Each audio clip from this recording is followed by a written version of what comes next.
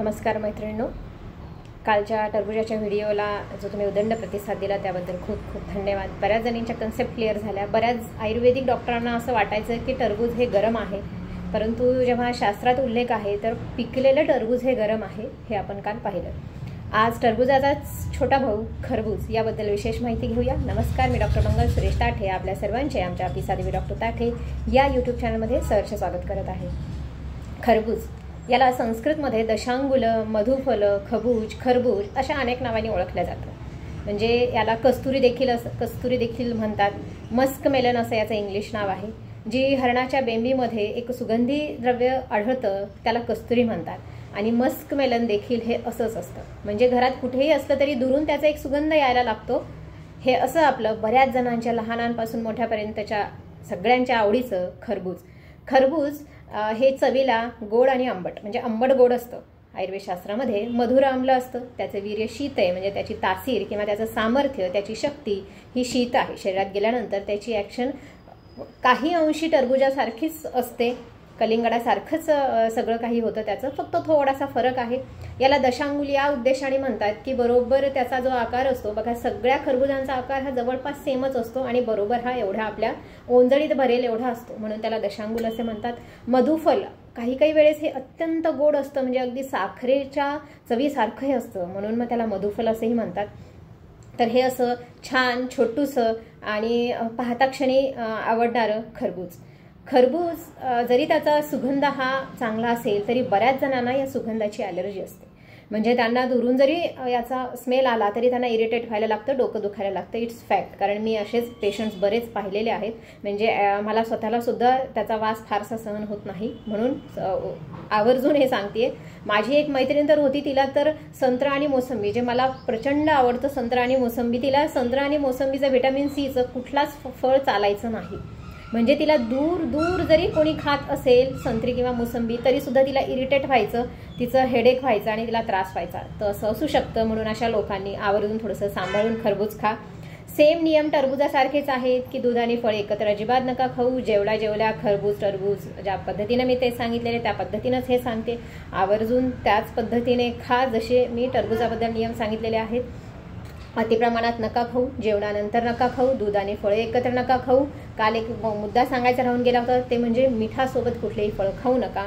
मीठ हे विरुद्ध गुणाचं असतं, उष्ण असतं, आणि टरबूज किंवा कोणतेही फळे हे शीतवर्गाचे असतात। मग आपण काय करतो, त्याच्यावरती जर मीठ वगैरे टाकलं तर ते विरुद्ध आहार होतं आणि शरीरामध्ये जाऊन अपचन होऊन आमाची निर्मिती होते आणि वेगवेगळे स्किन डिसीज स्पेशली व्हायला लागतात। तसेच जर तुम्हाला फ्रूट्स खायचे तर त्याच्या 3 तास अगोदर दूध नका पिऊ आणि 3 तास नंतरही दूध नका देऊ। स्पेशली मुलांच्या बाबतीत ही गोष्ट आवर्जून लक्षात धरा। मुलांच्या चेहऱ्यावर जे पांढरे चट्टे येतात किंवा वेगवेगळे स्किन इन्फेक्शन्स होतात त्याच्यासाठी हे एक छोटीशी गोष्ट खूप कारणीभूत आहे। त्याच्यामुळे आवर्जून ह्या छोट्या गोष्टी लक्षात घ्या। त्याच्यानंतर रात्री झोपताना कमीत कमी याचा वापर करा। झोपताना खाऊ नका। हे फलवर्गीय जे आहेत ज्यामध्ये पाण्याचं जवळपास 90 ते 92% प्रमाण आहे, फायबर रिच आहे, कार्बोहायड्रेट आहे, पोटॅशियम आहे, मॅग्नेशियम आहे। आधुनिक शास्त्रानुसार हे खूप छान ॲक्ट करतं। बऱ्याच ब्युटी प्रोडक्ट्समध्ये हे वापरले जातं। स्किनसाठी हे खूप सुंदर प्रोडक्ट आहे, म्हणजे फूड आहे। त्याचा आपण लोकल ॲप्लिकेशनसुद्धा करू शकतो, ओरली पण घेऊ शकतो, म्हणजे ते आपण खाण्यातसुद्धा वापरू शकतो। ज्यांना वजन कमी करायचं आहे त्यासुद्धा मुली आवर्जून खरबूज खाऊ शकतात, फक्त हे विशिष्ट नियम पाळून। मग हे जे खरबूज खाताना जे आहे की हे जर तुम्ही मिठासोबत जर अतिप्रमाणात खाल्लं तर त्याचे जे काही साईड इफेक्ट होतात ते खूप तीव्रतेने दिसायला लागतात। त्याच्यामुळे बऱ्याच जणांच्याकडे तर अशी पद्धत असते की टरबुजासोबत शेजारी मिठाची वाटी असते, म्हणजे ते सेंधवही नसतं, ते आपलं जे काही मीठ असतं जे आपण साधारण मीठ वापरतो ते असतं NaCl। मग हे जे मीठ त्याचं डेली ह्याचा डोस आहे 2 ते 5 ग्रॅम, या अगोदरच्या व्हिडिओमध्ये आपण पाहिलं त्यानुसार। परंतु एवढा अतिप्रमाणात आपण ह्या मिठाचा वापर करतो की ते 2 ते 5 ग्रॅम 1-2 फोडीमध्येच मीठ संपून जातं। म्हणून मग मिठासोबत याचा अजिबात अतिरेक करू नका, कारण ज्याप्रमाणे हे अल्ट्राफिल्ट्रेशनचं काम करतं, डिटॉक्सिफिकेशनचं काम करतं, त्या कामामध्ये त्याला अडथळा निर्माण होऊन शरीरामध्ये सूज वाढायला लागेल, कारण मीठ हे इन्फेक्शन निर्माण करण्यासाठी नंबर 1 वर आहे। आणि मग शरीरामध्ये सूज कमी होण्याचं ही ज्याची ॲक्शन आहे ही एकदम विरुद्ध होते आणि शरीराची सूज वाढायला लागते। त्यानंतर जे काही शेक स्वरूपात जे फ्रुट्स असतात ते अजिबात नका खाऊ, म्हणजेच दूध आणि फळं.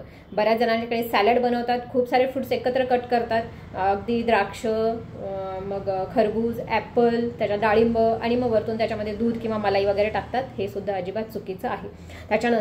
त्याच्यानंतर ही जी फ्रुट्स असतात त्याच्यामध्ये मीठ तुम्हाला सांगितलं त्याप्रमाणे मीठ वरतून टाकू नका. पण तुम्ही एक मात्र निषेध करू शकता की मिऱ्याची पूड, जिऱ्याची पूड, धन्याची पूड हे थोडंसं किंवा साधं किंचितचं हिंग वगैरे तुम्ही चवीसाठी वापरू शकता.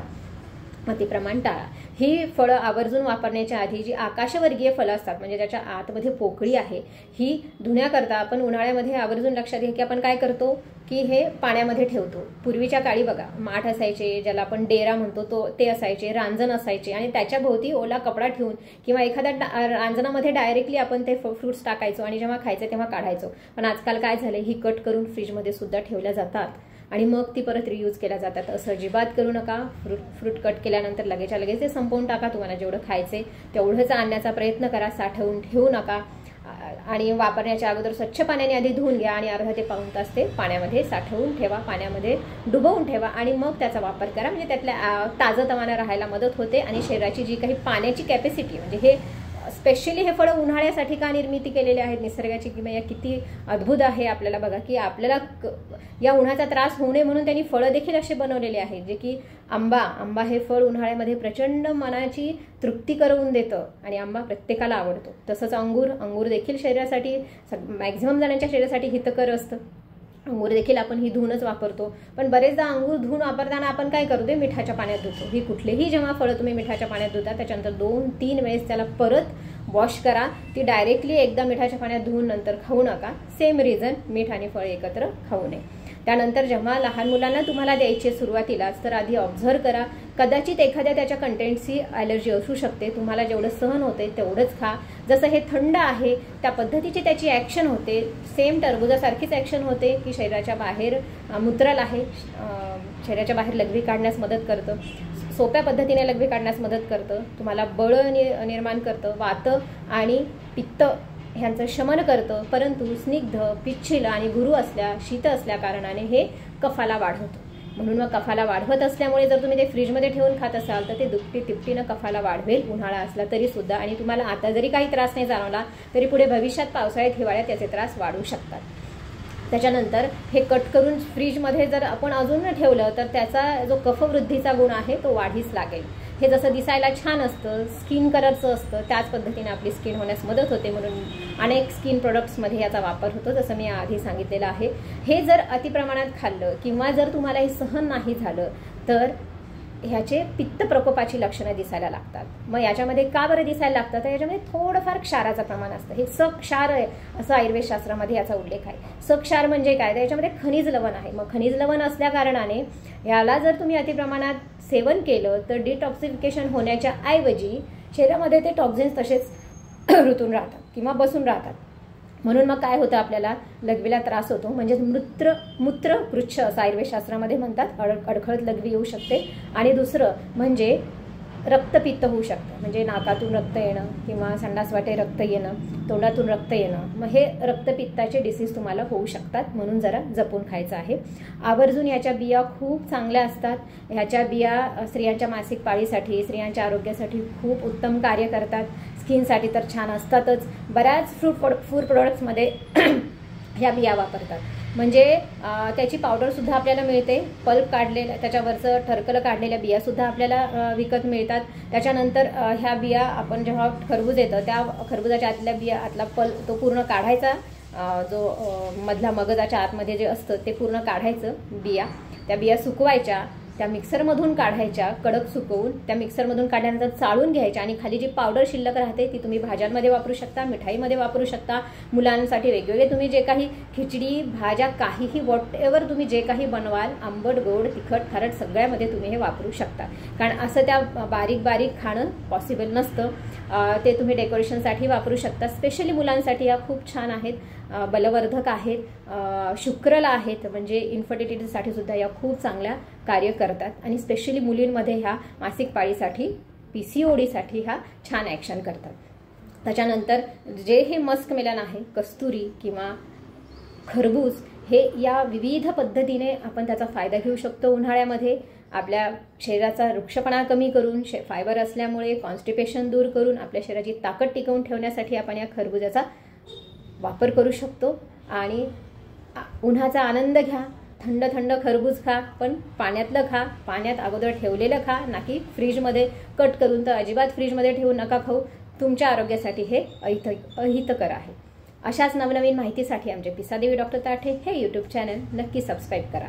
हा व्हिडिओ आवडल्यास लाईक आणि शेअर करायला विसरू नका. धन्यवाद.